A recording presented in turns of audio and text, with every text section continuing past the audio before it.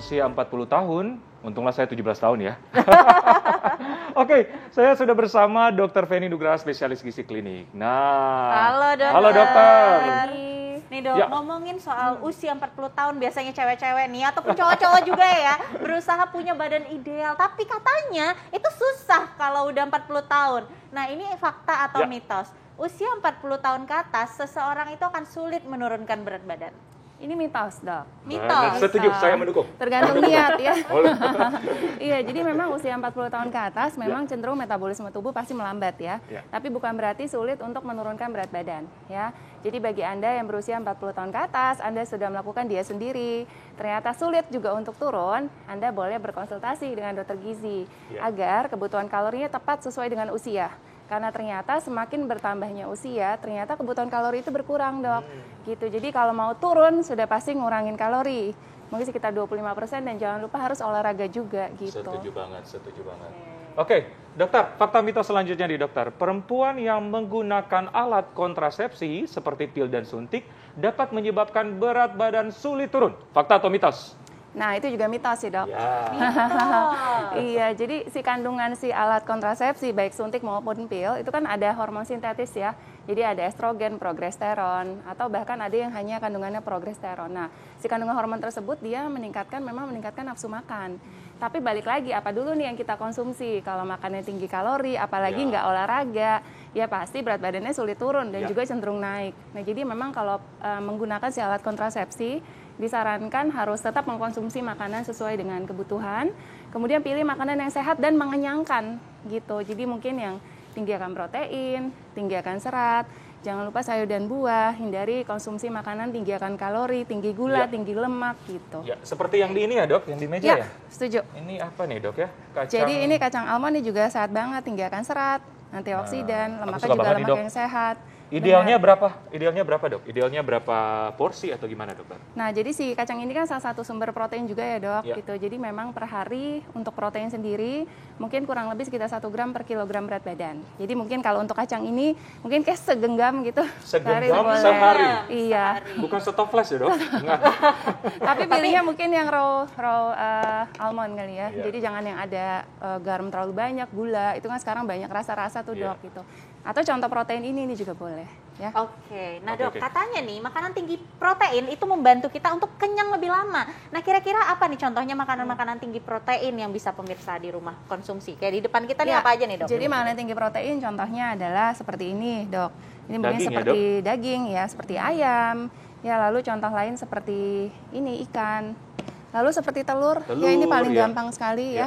Tapi hati-hati mungkin dengan kuningnya, mungkin agak dibatasi, tapi tetap boleh konsumsi tergantung ada kolesterol atau tidak. Jadi telur ini sumber tinggi protein, sama mungkin bisa dari tahu tempe dan kacang-kacangan, itu juga bahan makanan sumber protein. Sama kalau serat, sayur dan buah pastinya. Sayur dan buah. Ya. Sekali porsi berapa banyak nih dok? Tahan dulu dokter. Oke pemirsa, sesaat lagi saksikan selengkapnya setelah yang satu ini. Iya, pemirsa hidup sehat. Memang kalau usia 40 tahun ke atas itu kita lebih was-was ya, Kak. Karena metabolismenya berubah, tapi bukan berarti kita tidak bisa menguruskan berat badan, ya kan Dokter Feni? Tadi ada pertanyaan yang belum terjawab, tuh. fakta mitos. Oh, pertanyaan dokter, berapa porsi? Berapa porsi sih protein yang cukup untuk sehari? Katanya kan protein bisa mengencangkan berapa banyak nih sehari? Untuk individu yang normal ya, kita ngomongnya itu adalah 1 gram per kilogram berat badan dok. Jadi mungkin kalau beratan 1 60 gram per kilogram berat badan. Jadi kalau dengan berat badan 60 mungkin sekitar 60 gram per harinya. Jadi contohnya itu kayak ikan seperti ini. Jadi segala macam protein hewani baik ayam, ikan, dia tuh per 100 gramnya kurang lebih mengandung protein sekitar 18 gram. 18 gram. Ya. Kalau kayak gini? Kalau gini jadi 100 gram itu kurang lebih setelapak tangan dok. Jadi mungkin ini kurang lebih seukuran selapak tangan lebih sedikit ya. Mungkin segini sekitar 20 gram. Oke, nah dok mungkin ditekankan lagi nih dok. Ini porsi segini itu untuk 1 kali makan atau dalam 1 hari? Untuk 1 kali makan dok. Untuk 1 kali makan. Jadi kalau tadi per kilogram berat badan bisa dibagi beberapa kali bisa berarti ya? dibagi, jadi bisa 3 kali makan. Jadi untuk siang malam mungkin bisa ayam atau ikan, untuk pagi mungkin bisa seperti telur.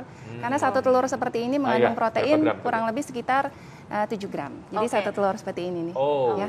Nah dok, ini temannya lauk pauk itu biasanya nasi nih dok. Mungkin kita harus tekankan lagi nih sama pemirsa. Jadi kalau sehari atau sekali makan, kira-kira berapa sendok nasi yang ideal dok? Sebagai teman-temannya makanan ini. Berapa sendok nasi ya? Berapa tuh dok? Jadi kalau nasi sendiri sebenarnya ideal itu kan dia bahan makan sumber karbohidrat ya. Memang setiap makan boleh ada nasinya. Mungkin kalau untuk perkalinya kurang lebih sekitar 100 gram dok, atau setara dengan 8 sendok makan. Tapi ya balik lagi tergantung kebutuhan masing-masing ya, karena memang setiap orang kebutuhannya berbeda sesuai dengan berat badan, tinggi badan, usia, olahraganya gitu. Jadi harus dihitung. Oke. Nah, selanjutnya nih dokter, sulit tidur dan stres dapat membuat seseorang berat badan meningkat dan sulit turun. Fakta atau mitos? Itu fakta dok. Ya. Fakta.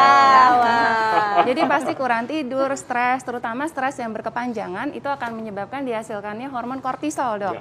Nah si kortisol ini adalah hormon stres, dia tuh sifatnya dapat merangsang hormon rasa lapar di lambung yang namanya grelin, sehingga nafsu makan meningkat, dan dia dapat menyebabkan si otak kita tuh tidak peka atau tidak sensitif terhadap hormon rasa kenyang. Jadi ada tuh tubuh kita tuh ingetnya lapar, pengen makan gitu. Pasti berat badan sulit turun dan nafsu makan meningkat gitu. Bener banget. Oke, dokter, tipsnya bagaimana agar berat badan tetap turun di atas usia 40 tahun meskipun metabolisme badan menurun? Tipsnya dokter. Yang pertama yang penting niat ya dok. Niat. Setuju, niat. Jadi bagi Anda yang usia 40 tahun ke atas, sudah pastikan terdapat berbagai perubahan dalam tubuh. Jadi tubuh rentan terkena penyakit, mudah gemuk karena pengaruh hormonal. Sudah pasti salah satu cara yang bisa dilakukan ya pola hidup yang sehat dok. Ya, jadi makan yang sehat, pilih makanan yang bergizi, kemudian harus olahraga juga, harus tidur yang cukup, ya minimal 6-8 jam, sama hindari stres. Supaya tubuh sehat, jadi terhindar juga dari resiko penyakit. Setuju, dan nonton Hidup Sehat. Nah itu dia, itu yang paling penting. Jadi pemirsa di rumah, walaupun usia 40 tahun, jangan berkecil hati. Mungkin metabolisme kita sudah berubah, tapi dengan niat, kita tetap bisa mendapatkan hidup yang sehat dan juga badan yang ideal. Benar banget, setuju. Terima kasih Dokter Feni, informasinya sangat menarik, luar biasa. Oke, sudah 1 jam kami menemani Anda. Sekian dulu kali ini. Tetap saksikan Hidup Sehat setiap Senin sampai Jumat jam 9 pagi. Hanya di TV One. Saya Dr. Tengku Anissa. Saya Dr. Ekles, Indonesia. Hidup sehat. Bye-bye.